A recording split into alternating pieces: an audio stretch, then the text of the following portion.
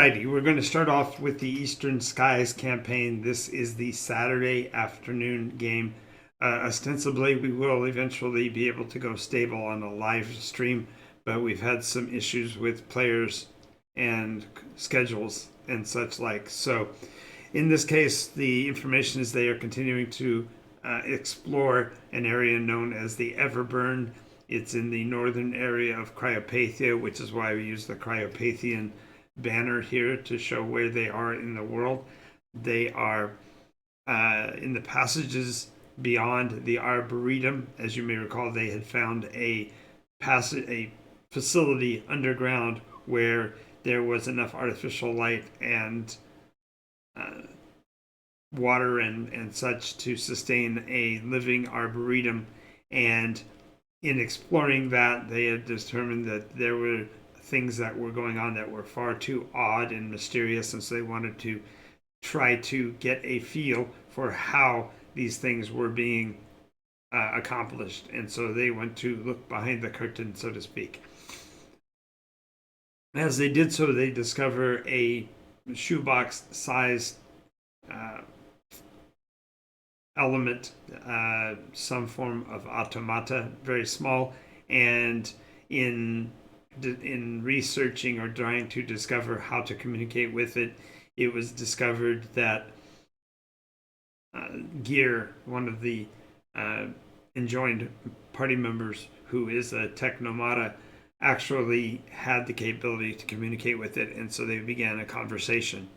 And as they did so, they began to discuss the merits of diplomacy, and this was done in a very odd way because the little technomata kept insisting that Gear was not only unwanted, undesirable, but perhaps should be dismantled and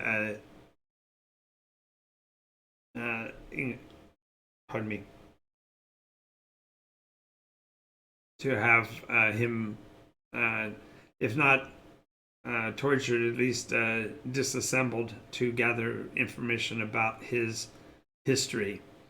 They were introduced to a spherical technomata, a globe by the name of Sylvester, spelled, as you can see here, rather odd with the typical technomata alphanumerics misinterpretation, but Sylvester was very concerned with how a destrier like Gear had gotten so far into a structure and a culture that should have been able to keep him out, having for themselves the concept that they were dredges and therefore not a part of the destrier culture, and therefore considered the destriers to be opponents and oppositions.